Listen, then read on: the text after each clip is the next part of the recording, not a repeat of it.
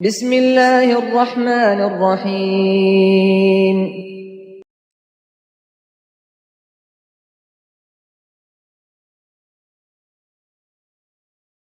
Assalamualaikum warahmatullahi wabarakatuh.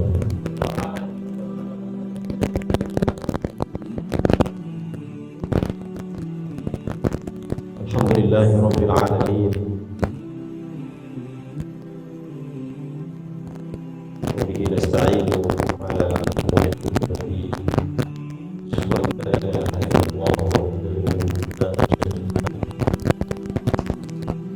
wa anna Muhammadan abduhu wa rasuluh. Allahumma 'allimna ma yanfa'una wanfa'na bima 'allamtana wa zidna ilma. Rabbi shrah li sadri wa yassir li amri wahlul 'uqdatam min lisani yafqahu qawli. Yang saya muliakan dan hormati Ketua Yayasan atau yang mewakili, yang saya hormati pimpinan Pondok Pesantren Amanah Putra atau yang saya hormati para asatidz, dewan guru, mudarrisah di lingkungan Pondok Pesantren Amanah Putra yang sempat hadir, para wali santriawan dan santriawati yang alhamdulillah pada pagi hari ini mengikuti kegiatan perkenalan atau ta'aruf pada lingkungan pondok pesantren. Bersyukur kepada Allah Subhanahu wa taala yang telah mempertemukan kita semua di aula masjid, insyaallah, di masjid Pondok Pesantren Amanah Putra ini yang dirangkaikan dengan ta'aruf, di mana santri-santri baru kita ini akan mengenyam pendidikan selama 6 tahun dari kelas 1 sampai dari kelas 7 sampai kelas 12.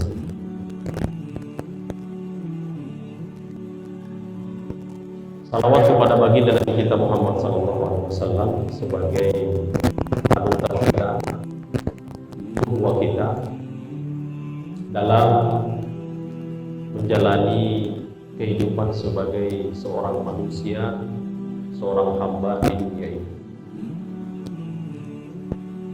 Para asatidz dan bapak-bapak serta ibu sekalian,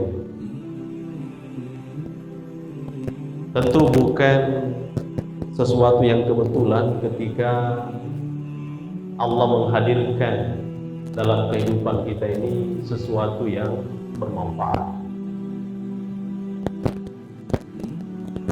Bapak-bapak menitipkan anaknya di pesantren seperti ini bukan kebetulan. Yakini bahwa ini adalah merupakan pilihan Allah yang terbaik untuk kita sebagai ayahnya, untuk kita sebagai ibunya, dan untuk anak-anak kita. Karena anak-anak ini bukan dititip di bioskop, bukan dititip di tempat-tempat maksiat, misal di tempat prostitusi dan lain sebagainya. Tidak, tapi dia dititip di tempat di mana Al-Quran dibaca dan diperdengarkan. Dititip di tempat di mana petua-petua Nabi SAW dibacakan dan dipraktekkan. Di tempat di mana anak-anak ini dititip Di situ diajarkan adab-adab, mulai dari adab kepada orang tua, kepada guru, adab makan, adab masuk WC dan lain sebagainya. Berarti ini adalah tempat yang baik yang memang Allah Subhanahu wa taala sudah pilihkan. Ini harus menjadi keyakinan lebih dahulu, supaya kita tidak membayang-bayangkan kenapa anak saya bukan di sekolah ini, kenapa anak saya bukan di sekolah ini, kenapa anak saya bukan di sini dan bukan di situ. Karena dengan orang tua menjalani jalan kesyukuran kepada Allah Subhanahu wa taala, Allah dengan sebab itu bisa mendatangkan keajaiban-keajaiban. Ini harus diyakini. Kita mensyukuri apa yang menjadi pilihan Allah untuk kita, maka lewat itu yakin bahwa Allah akan mendatangkan keajaiban-keajaiban. Karena itu sudah janji Allah. Ini bukan Pak Hartono yang bilang. Wala in syakartum la azidannakum. Kalau kalian bersyukur, maka saya akan tambah kebaikan itu kepada kalian. Supaya nanti tidak sedikit saja anak-anak mengeluh, kita sudah langsung benarkan. Karena tidak ada pondok pesantren di Indonesia ini, bahkan di dunia ini, yang sempurna seperti di surga. Tidak ada. Gontor saja kemarin, Gontor ini ada sebelum kemerdekaan Republik Indonesia. Sebelum ada NKRI, Gontor sudah ada. Tapi apa yang terjadi tadi? Viral di medsos. Padahal boleh jadi ada sesuatu yang sebenarnya sifatnya oknum, bukan sistem dari pondok pesantren itu. Tapi alhamdulillah kita lihat bagaimana peran tokoh-tokoh yang lahir di Indonesia ini, banyak-banyak mereka itu ditempa dari pondok pesantren Gontor. Ini Gontor. Bagaimana pula pesantren-pesantren lain? Nah, ketika kita sudah memasang tekad untuk melihat ini sebagai satu kesyukuran kepada Allah, maka kita akan terus sebagai orang tua menguatkan. Ada informasi dari anak-anak, misalnya, makannya kurang, di sana kita dibully dan lain sebagainya. Insya Allah dengan sistem yang dibangun di pesantren itu sebenarnya sudah ada penanganannya. Cuma kita sebagai orang tua juga harus tahu bahwa anak-anak yang masuk itu adalah bukan anak-anak yang sempurna. Boleh jadi ada di antara santri-santri, baik itu yang lama ataupun yang baru, yang memang sudah melekat kebiasaan buruk dari rumahnya, lalu kemudian di pondok pesantren baru 1-2 tahun, itu tidak mungkin karakternya langsung berubah. Karena berbicara tentang perubahan karakter, itu tidak butuh 1-2 tahun. Tidak butuh. Panjang. Makanya Imam Syafi'i mengatakan salah satu persyaratan ilmu itu adalah watulu zaman, panjang waktunya. Artinya menanamkan nilai-nilai keilmuan yang membentuk karakter anak-anak itu bukan simsalabim. Baru 1 bulan di pondok langsung diharapkan berubah? Ya tidaklah. Alhamdulillah kalau 1 bulan dia di rumah sudah salam, datang, sudah hargai orang tuanya, sayangi adik-adiknya, sholat jamaahnya tertib, bahkan dia membangunkan orang tuanya sholat subuh. Alhamdulillah. Tapi kalau ada hal-hal yang buruk, jangan kita langsung berburuk sangka kepada pondok pesantren. Karena lembaga pendidikan tertua di Indonesia bukan boarding school yang hebat-hebat itu, tapi pondok-pondok pesantren tradisional. Itu pendidikan tertua di Indonesia, lembaga pendidikan tertua di Indonesia. Bahkan yang ikut memerdekakan Indonesia, mengusir penjajah adalah para kiai-kiai dan santri-santrinya. Yang fasilitasnya jangan membayangkan AC dan kipas angin, tapi gubuk. Belajarnya juga pakai lampu teplok. Minyak tanah nyala.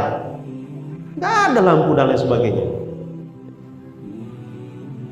Bahkan dulu seperti saya saja masih merasakan walaupun sudah lebih maju lah dibandingkan pesantren-pesantren dahulu. Dulu kami di pesantren asrama itu langganannya kutu busuk. Apalagi kalau sudah musim hujan kita tidur itu merah-merah semua badan itu. Makanya yang paling aman adalah tidur di masjid. Dan alhamdulillah saya lihat teman-teman saya ada yang jadi dai, ada yang jadi pengusaha, ada yang jadi PNS dan sebagainya. Tidak ada yang menganggur. Padahal mereka ditempa dengan kondisi seperti itu. Artinya tidak ada yang menganggur di sini, tidak ada yang kemudian jadi sampah masyarakat. Tidak ada. Kecuali bagi mereka yang memang hanya 1-2 bulan, 1-2-3 tahun, lalu kemudian minggat dari pondok pesantren. Tapi mereka yang istiqomah sampai selesai, sampai kemudian kehidupannya terus dengan nilai-nilai kepesantrenan, alhamdulillah. Bisa dikatakan semua jadi orang. Nah, yang penting bagi kita setelah rasa syukur kepada Allah ketika Allah memilihkan kita pondok pesantren seperti ini adalah bagaimana kita sebagai orang tua ini punya visi terhadap anak kita. Ini anak kita mau jadikan apa?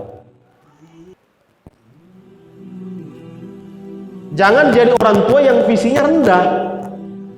Bagaimana bentuk orang tua yang visinya rendah itu? Visinya itu hanya dunia saja. Karena terkait dengan membangun visi ini, itu memang Islam ingin agar semua kita ini umatnya memiliki visi dalam kehidupan. Harus ada. Pada saat ini saya yakin dia sudah punya visi dalam kehidupan ini.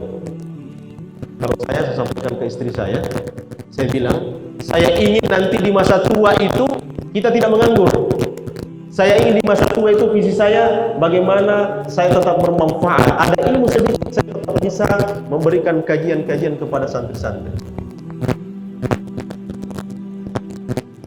Saya tidak ingin jadi orang tua yang tinggal dulu sama anak, melakukan bulunya dan sebagainya. Tapi bagaimana kita tetap mengkaji kitab dan disampaikan wejangan-wejangan itu kepada santri-santri. Walaupun kita ini tinggal di papa. Harus punya visi begitu. Ibu-ibu coba, bapak-bapak apa visinya? Karena ketahuilah, hidup tanpa visi itu melelahkan. Yakin itu, siapa yang tidak punya visi dalam hidupnya itu melelahkan. Sama dengan ibu-ibu dan bapak-bapak sama-sama ke pasar tapi tidak punya tujuan. Keliling-keliling habis uangnya, tidak tahu apa tujuannya ini. Walaupun bapak-bapak biasanya catatannya itu hanya beli ikan, tapi yang dibawa pulang LCD. Ada nggak ibu-ibu di sini seperti itu? Ya.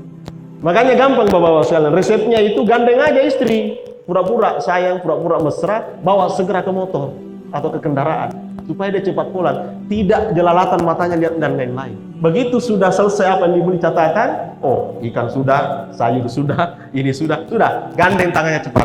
Kalau tidak, bahaya dia. Dia kemana-mana itu. Nah ini kehidupan harus sepakat antara suami istri itu visi hidupnya apa. Kenapa? Karena Allah memang mewanti-wanti kita. Ya ayyuhalladzina amanu taqullaha wal tanzur nafsum ma qaddamat lighad. Wahai orang-orang yang beriman, bertakwalah kalian kepada Allah Subhanahu wa taala dan hendaklah kalian betul-betul punya visi. Apa yang Anda dan kita persiapkan untuk masa depan kita. Nah, untuk anak-anak ini kira-kira apa? Rasulullah hanya menyebut beberapa kali di dalam hadisnya. Kalau dalam Al-Quran, Allah menyebut kunu rabbaniyin bima kuntum tu'allimunal kitaba wa bima kuntum tadrusun. Jadilah kalian generasi rabbani. Anak-anak kita ini harus menjadi generasi rabbani. Bagaimana syaratnya? Allah sudah sebut. Allah sebut langsung. bima kuntum tu'allimunal kitaba wa bima kuntum tadrusun. Ba di situ kata para ulama adalah ba sababiyah.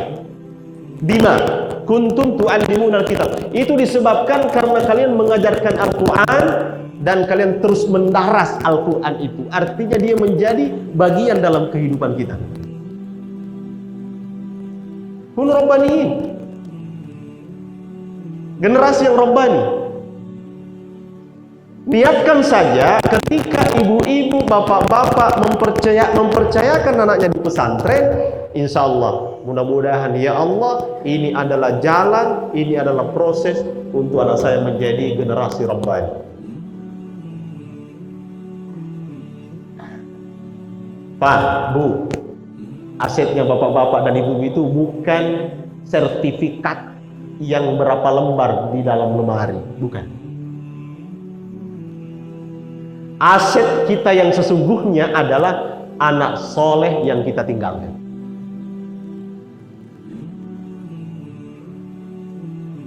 Sertifikat tanah kita itu tidak membela kita di hadapan Allah. Tidak kemudian nanti di hadapan Allah bahwa, oh ayo Pak Hartono sini. Mana sertifikat tanahmu? Tidak ada itu. Tapi kata Nabi SAW, sab'un yajri bihinna 'alal 'abdi wa huwa mayyitun. Ada 7 perkara kata Nabi yang terus akan menambah saldo amalan pahala kedua orang tuanya atau orang itu walaupun dia sudah meninggal. Ada 7. Saya tidak usah sebutkan 7-7-nya.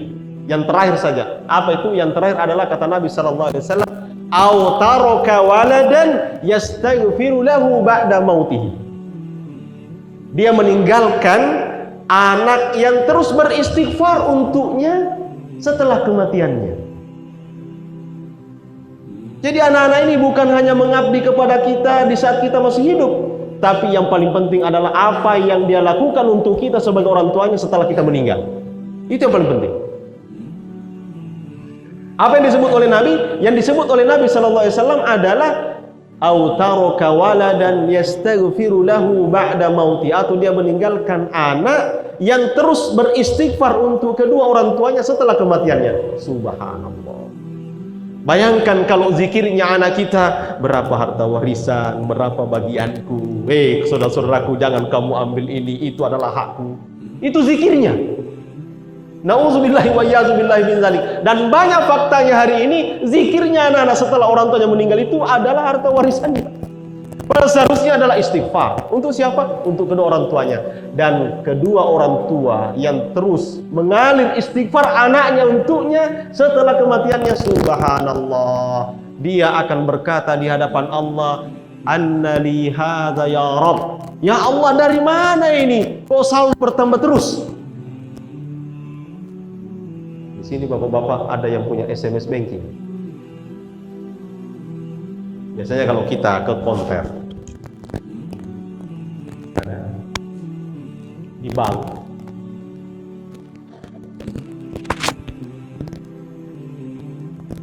ke CS-nya gitu, itu biasanya kalau kita pasang SMS banking, dia nominal berapa dia berbunyi, gitu Pak ya.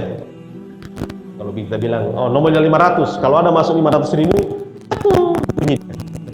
Ibu-ibu punya ya? SMS banking. Jadi setiap dia masuk 500.000, berarti di atas dari 500.000 dia akan bunyi. Tapi di bawah 500.000 tidak bunyi dia. Tergantung. Kalau pengusaha, ya mungkin dia pasang, ya 5 juta lah. Begitu 5 juta masuk, tek, bunyi dia. Tapi kalau seperti Ahmad Ali bukan 5 juta Pak, 5 miliar baru bunyi dia. Ya kalau kita ya 500.000 lah. Nah saldo rekening amal kita di akhirat sebagai orang tua itu akan berbunyi terus, menyusul terus. Bagaimana tidak kita gembira? Kita pun sebagai orang tuanya keheranan. Anda lihat ya Rob, ya Allah dari mana ini kok saldo terus bertambah, dari mana ini?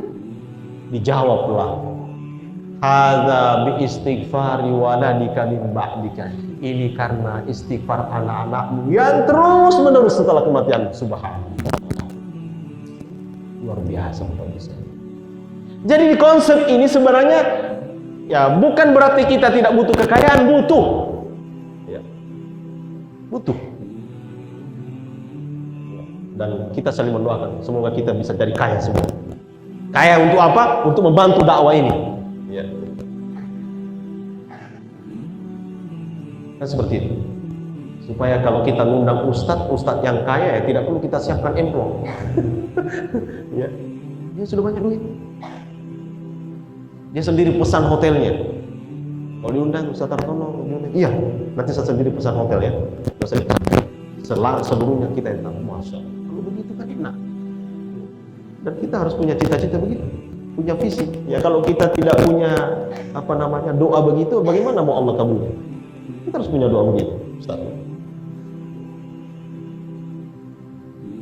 Jadi ini yang harus kita pikirkan sebagai orang tua, kita harus punya visi. Ya, karena kita kalau hidup tanpa visi, tanpa tujuan, melelahkan Bapak Ibu sekalian. Melelahkan hidup ini. Lelah. Sama dengan orang masuk pasar tadi tanpa tujuan. Apa saja semua yang mau dibeli. Tahu-tahu keluar dari pasar, sudah habis uang, sudah capek dia.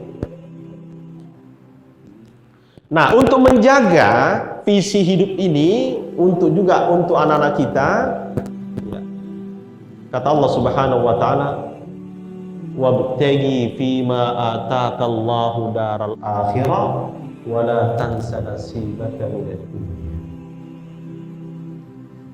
Ini yang penting bagi kita sebagai orang tua. Jangan dibalik. Ya.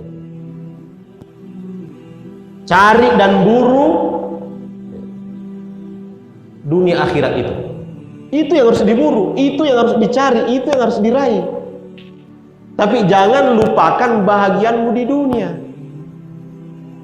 Ini namanya mengejar akhirat tapi tidak melupakan dunia. Rata-rata orang tua hari ini, bahkan mungkin banyak anak-anak yang sudah di pesantren, ada pesannya yang sebenarnya dibalik. Tidak seperti ini. Seharusnya kan kamu kejar akhiratmu nak, tapi jangan lupakan dunia. Ini kejar duniamu sebesar-besarnya, tapi jangan lupa sholat ya. Jangan lupa duniamu. Ini terbalik, menjadikan tujuan akhirat itu nomor berikut, dunia nomor satu. Nah, kamu harus jadi dokter, tapi jangan lupa akhiratmu ya. Terbalik konsepnya. Dan kebanyakan orang tua tidak sadar kadang-kadang menanamkan yang seperti ini kepada anak-anaknya. Jadi seharusnya visi kita itu adalah akhirat. Adapun dunia ini ya mengikut saja. Karena Allah isyaratkan seperti itu. Wabtaghi fima ataqallahu daral akhirat wa la tansa nasibaka minad dunya. Oh, nanti kalau begitu Pak Hartono kita jadi kere semua dong. Siapa bilang? Coba lihat deretan para sahabat itu. Siapa Utsman bin Affan? Siapa Abdurrahman bin Auf? Siapa Abu Bakar? Mereka semua adalah deretan pengusaha. Hebat-hebat semua itu. Cuma memang dalam Islam ini tidak semua juga orang alumni pesantren itu harus jadi pengusaha. Enggak. Kenapa? Karena Allah sudah membagi-bagi kemuliaan dan keutamaan ini. Ada mulia karena hartanya, ada mulia karena ilmunya, ada mulia karena ketenarannya, ada mulia karena akhlaknya, ada mulia karena yang bermacam-macam. Zalika fadlullahi yutihi man yasha. Itulah karunia Allah yang Allah berikan kepada siapa yang dikehendaki. Tidak semua. Yang paling penting anak kita ini adalah kalau dia jadi pengusaha yang orientasinya adalah akhirat. Kalau dia jadi birokrat yang orientasinya adalah akhirat. Harus begitu. Kenapa? Nilai-nilai ini hanya bisa ditanamkan di pondok-pondok pesantren. Supaya visinya jelas, kita juga orang tua juga jelas. Jangan sampai dibalik. Cari duniamu nak, tapi jangan lupa sholat ya, jangan lupa puasa ya. Ini menjadikan akhirat itu nomor 2. Ini kadang-kadang kita lakukan secara tidak sadar. Makanya kalau kita mau ambil contoh, Allah Subhanahu wa Ta'ala dalam surah Al-Imran itu ayat 33 itu telah mencontohkan. Berapa menit ini Pak Ustaz? Sampai jam 10? Oh, berarti setengah jam lagi. Oh, ya, masih bisa lah. Di sini kita bisa mengambil patron, standar contoh, di mana Allah Subhanahu wa taala berfirman, "Innallaha astafa Adama wa Nuha wa ala Ibrahim wa ala Imran 'alal 'alamin." Di sini Allah mengangkat 4 sosok. Adam, Nuh, keluarga Ibrahim dan keluarga Imran. Nah, ada yang menarik di sini. Para asatidz dan para wali santri yang dimuliakan Allah. Menariknya di sini Adam tidak disebut keluarganya, Nuh tidak disebut keluarganya, tapi Ibrahim disebut keluarganya, ala Ibrahim. Imran disebut keluarganya, ala Imran. Kenapa bukan ala Adam wa ala Nuh? Ada hikmahnya di sini. Jadi kata Allah Subhanahu wa taala, sesungguhnya Allah telah memilih Adam, Nuh dan keluarga Ibrahim, begitu juga keluarga Imran di atas permukaan bumi ini. Adam, integritas keluarganya cacat. Kenapa? Karena perlakuan putranya sebagai pembunuh manusia pertama, sehingga Allah tidak sebut keluarganya. Keluarga Nabi saja, Nabi pertama lagi, kalau dia punya catat, tidak ingin ini menjadi contoh bagi manusia, tidak ingin menjadi contoh bagi kita semua. Makanya Allah hanya menyebut Adam, bukan ala Adam. Ini hikmahnya.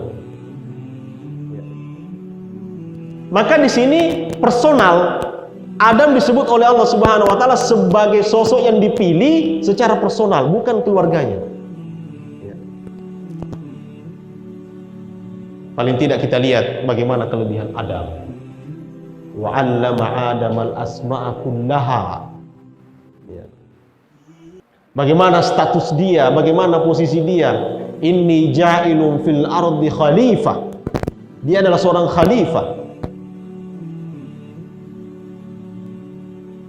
Adam itu diajarkan oleh Allah semua nama-nama benda yang Allah tidak ajarkan kepada malaikat. Dan ketika dia terjatuh dalam kesalahan, Allah Subhanahu wa taala berikan kepada dia doa untuk menghapus kesalahan-kesalahannya. Makanya Allah sebut, "Fatalaqqa Adamu min rabbih kalimatin fataba alaihi." Dan Adam menerima dari Tuhannya beberapa kalimat untuk kemudian Allah memberikan taubat kepada dia. Maksudnya apa?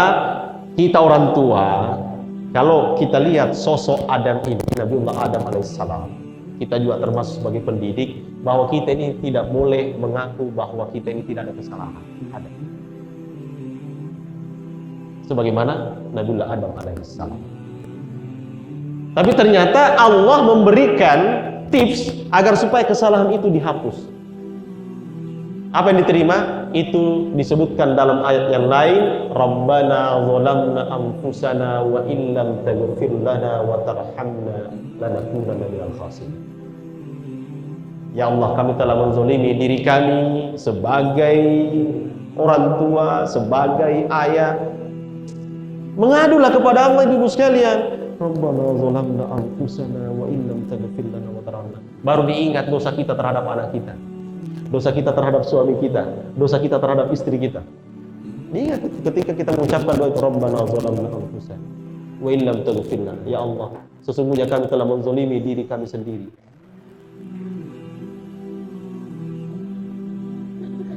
Jika Engkau tidak memberi ampunan kepada kami ya Allah, menerima taubat kami ya Allah, tidak merahmati kami, maka sungguh ya Allah kami akan termasuk orang-orang yang merugi. Kami termasuk orang tua yang merugi ya Allah. Engkau berikan karunia anak, tapi kami zalim kepada mereka. Engkau karuniakan kepada kami istri, tapi zalim kepada mereka. Engkau karuniakan kami suami, tapi kami zalim kepada mereka. Engkau karuniakan kami guru, tapi kami zalim kepada mereka. Engkau karuniakan kami murid, tapi kami zalim kepada mereka. Tidak apa-apa. Doa ini jadi pembersih terhadap dosa-dosa kita. Siapa sosok yang kita contoh? Itulah Adam alaihissalam. Makanya termasuk, walaupun ini ayat, ulama mengatakan boleh dibaca walaupun kita dalam sholat, dalam keadaan ruku dan sujud. Tidak boleh kita membaca Al-Quran li karamatihi wa 'azamatihi, karena karomah Al-Quran dan keagungan Al-Quran, dia tidak boleh dibaca di saat kita menghinakan diri kepada Allah. Di saat apa itu? Di saat ruku dan sujud. Tapi kalau doa, ayat itu mengandung doa, boleh dibaca. Termasuk ini, Rabbana zalamna anfusana wa in lam taghfir lana wa tarhamna lanakunanna minal khasirin. Begitu juga semua ayat yang mengandung doa boleh kita baca, karena niatnya adalah doa, bukan membaca ayat. Kita sebagai wali murid, sebagai orang tua, baca ini. Kita sebagai guru, baca ini. Sebagai ustadz, baca ini. Sebagai bapak, baca ini. Sebagai suami, baca ini. Sebagai istri, baca ini. Dan tidak ada sudah doa yang paling mustajab di hadapan Allah kecuali doa itu yang Allah ajarkan kepada para nabinya. Lihatlah doa semua itu dalam Al-Quran. Baca itu semua. Karena kenapa? Allah langsung yang mengajarkan doa itu kepada hamba-hambanya, lalu kemudian hambanya berdoa dengan doa itu kepada Allah Subhanahu wa Ta'ala. Bagaimana tidak mustajab? Bagaimana tidak mustajab? Ini Adam. Nuh. Kenapa Nuh tidak disebut juga ala Nuh? Kisahnya Ustadz semua tahu, dan nanti santri-santri akan dengarkan bagaimana kisahnya Nabiullah Nuh. Berdakwah dengan susah payah 950 tahun. Tapi ada mufassir menyebut sebenarnya dakwanya beliau itu 1000 tahun. Kata-kata illa di situ itu menunjukkan bahwa dia mendapatkan kesuksesan dalam dakwah 50 tahun. Susah payah berdakwah selama 950 tahun, kemudian ditambah dengan 50 tahun, dia menikmati hasil dakwah itu. Artinya dakwah ini sudah berhasil. Begitu ada kata mufassir. Tapi kenapa tidak disebut ala Nuh? Karena anaknya membangkang. Lagi-lagi ini faktor anak. Tidak bisa jadi contoh. Anaknya disuruh naik ke perahu, tapi apa dia bilang? Tidak, wahai ayahandaku, saya bisa berlindung di balik gunung ini. Dia akan menolongku. Makanya anak yang seperti ini Allah tegaskan, innahu laisa min ahlik. Wahai Nuh, sesungguhnya ini anak bukanlah anakmu, bukan keluargamu. Kenapa? Jadi nanti di hadapan Allah Subhanahu wa Ta'ala itu, kita berkeluarga itu kalau ada ikatan hati, ada ikatan amal soleh, ada ikatan keimanan. Tanpa ikatan itu, maka kekeluargaan akan terputus. Istri tidak akan kenal suaminya, suami tidak akan kenal istrinya, anak-anak tidak akan kenal orang tuanya, bahkan bukan cuma tidak kenal, tapi tidak akan bersama. Kalau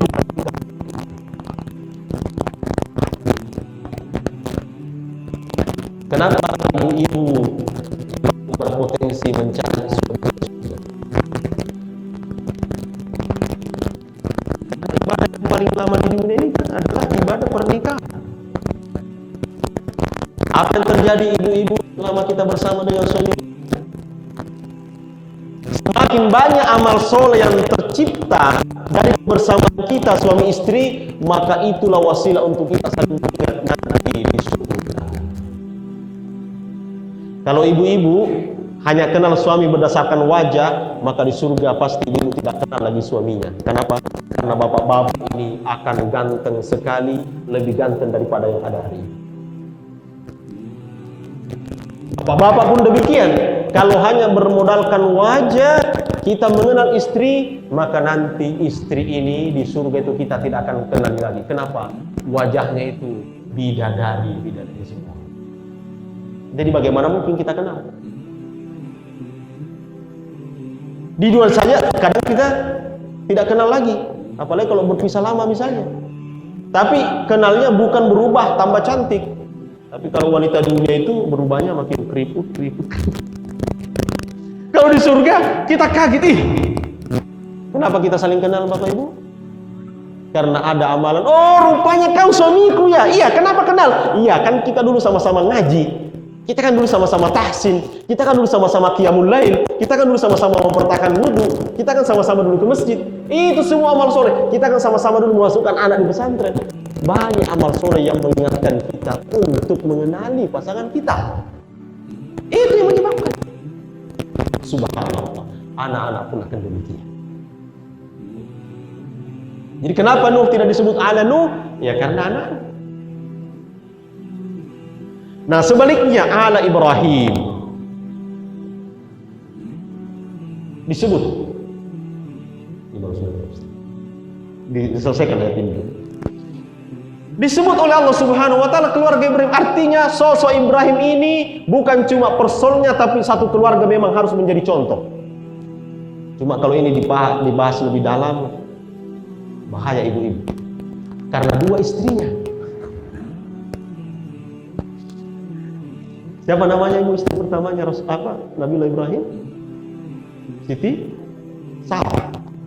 Yang kedua Siti Hajar. Dua istri.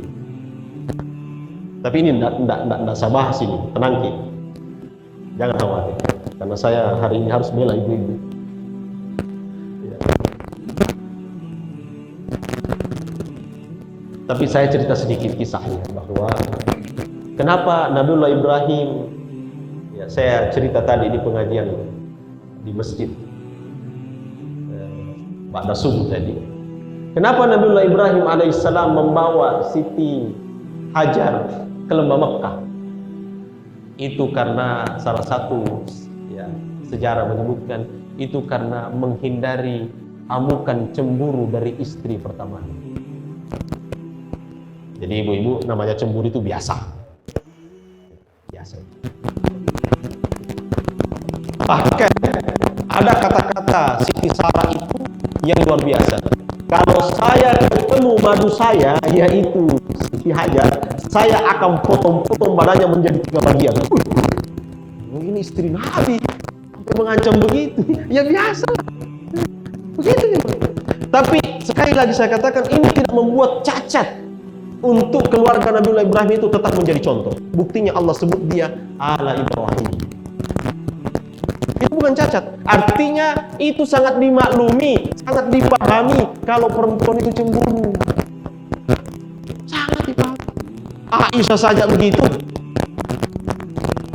Ada saja begitu Muhammad sallallahu alaihi wasallam dengan Aisyah. Aisyah ini adalah merasa istri paling disayang, cantik, cerdas. Coba cari Aisyah radhiyallahu anha. Ketika dia duduk bersama dengan Nabi SAW bincang-bincang di satu hari. Lalu kemudian saudaranya Khadijah datang dengan temannya. Dan itu mirip betul dengan suaranya Khadijah. Dan Nabi SAW begitu mencintai Khadijah, lebih cintanya kepada Aisyah. Walaupun Aisyah merasa istri paling disayang. Bayangkan Pak, sementara cerita-cerita dengan Aisyah, tiba-tiba Rasul dengar suaranya suaranya saudaranya Khadijah radhiyallahu anha. Dia tinggalkan Aisyah. Berdiri dia sambut orang yang datang. Sampai Aisyah tersinggung sebenarnya. Siapa orang yang datang ini? Kok sampai suami saya tinggalkan saya? Sementara cerita. Bayangkan. Biasalah kalau wanita itu tersinggung seperti itu. Wajar. Tapi saking luar biasanya Nabi terhadap Khadijah, dia sambut itu.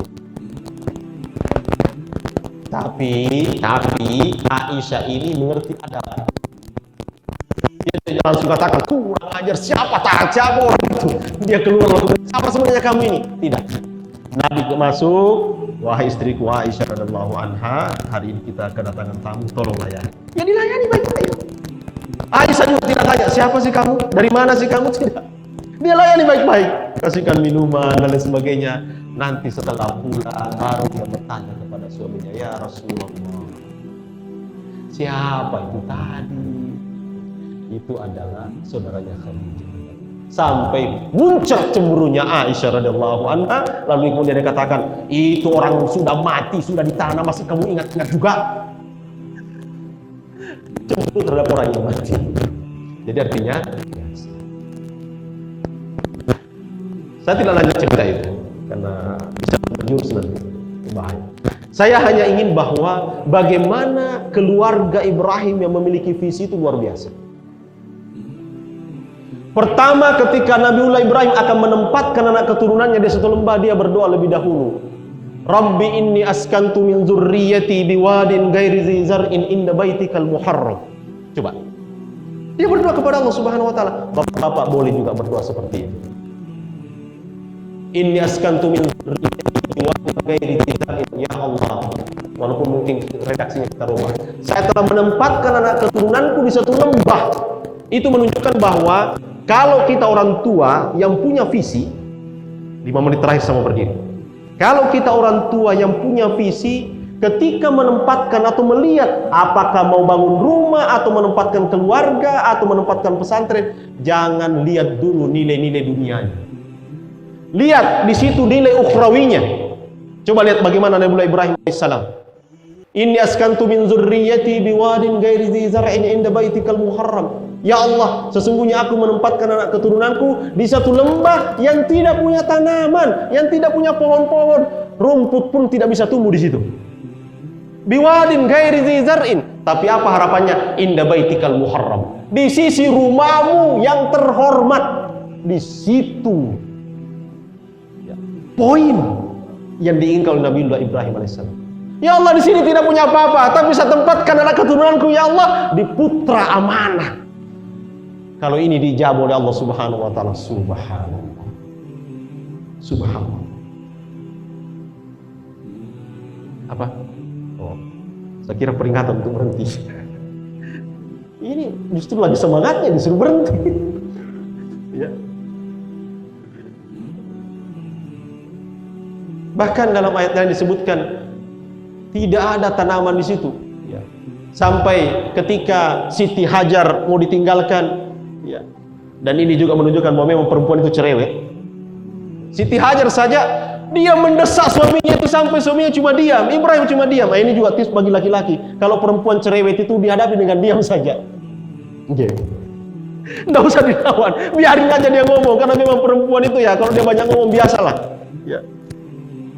Sampai kemudian dia sendiri terang. Bayangkan dia katakan kepada suaminya, wahai suamiku, atatrukuna bihadzal wadi alladzi laisa fihi insun wala syai'. Kamu tinggalkan kami di sini ini. Di sini jangankan manusia, sesuatu pun tidak ada di sini. Tidak ada sumber kehidupan di sini. Kenapa kamu tinggalkan kami? Nabi Ibrahim cuma diam saja. Ini kalau begini kita lawan logika perempuan begini, tidak mungkin masuk ini Pak. Sudah diamin aja.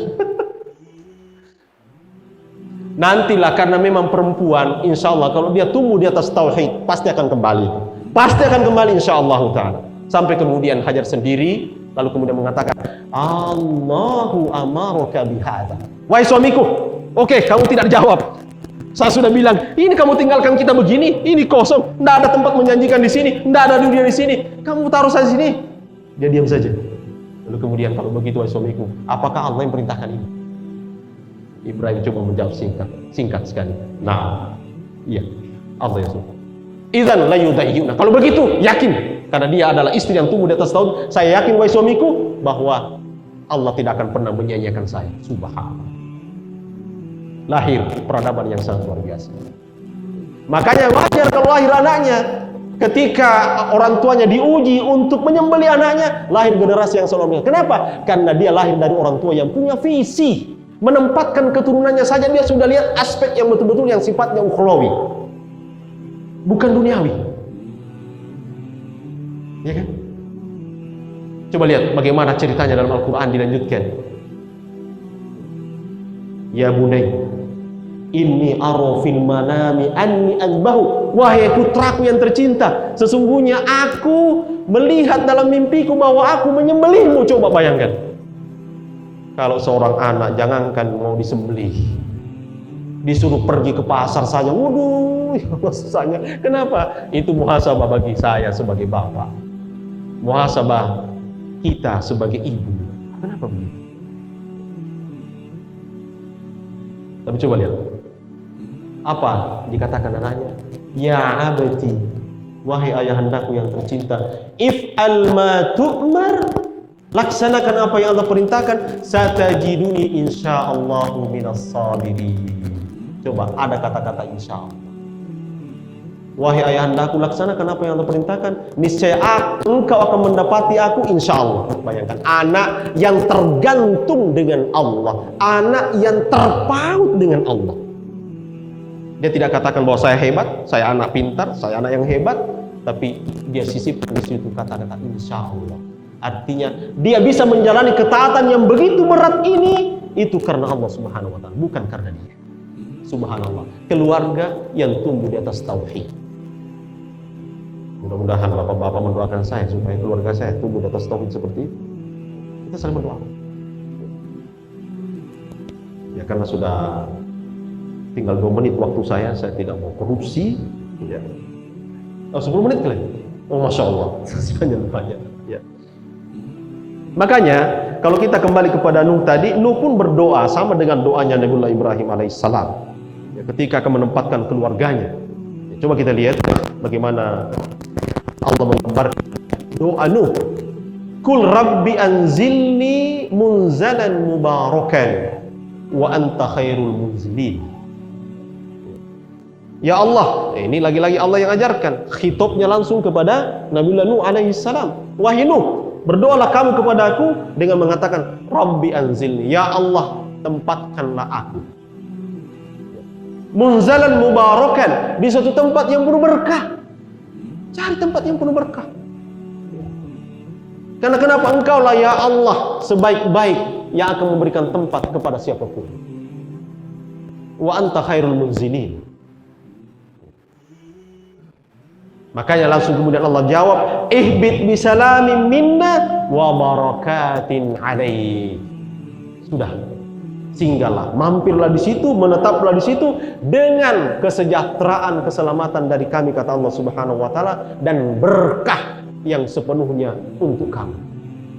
Dijabah langsung oleh Allah Subhanahu wa taala doanya Nabiullah Nuh alaihissalam. Sama intinya dengan doa yang disampaikan oleh Nabiullah Ibrahim alaihissalam. Visinya jelas. Inilah orang tua yang punya visi. Terakhir kita bahas bagaimana Ali Imran. Dalam surah Ali Imran dijelaskan sangat luar biasa. Coba, waktu hamil saja. Jadi ini Imran bukan bapaknya Musa. Karena bapaknya Musa juga namanya Imran. Nah, ini disebutkan dalam Al-Quran bahwa ketika istrinya hamil, subhanallah, ini adalah ibunya Maryam. Imran di sini adalah bapaknya Maryam. Artinya kakeknya Nabi Isa alaihissalam. Coba, Maryam itu sebenarnya ibunya menginginkan betul anak laki-laki. Karena lama dia baru hamil, sementara dia sendiri sudah tua, sebenarnya dia tidak percaya kalau dia akan hamil. Dia tidak percaya. Dan dia itu kalaupun hamil, ingin betul meminta bagaimana Allah karuniakan kepadanya anak laki-laki. Jadi tidak semua juga doanya orang soleh itu Allah ijabah persis apa yang dia minta. Persis.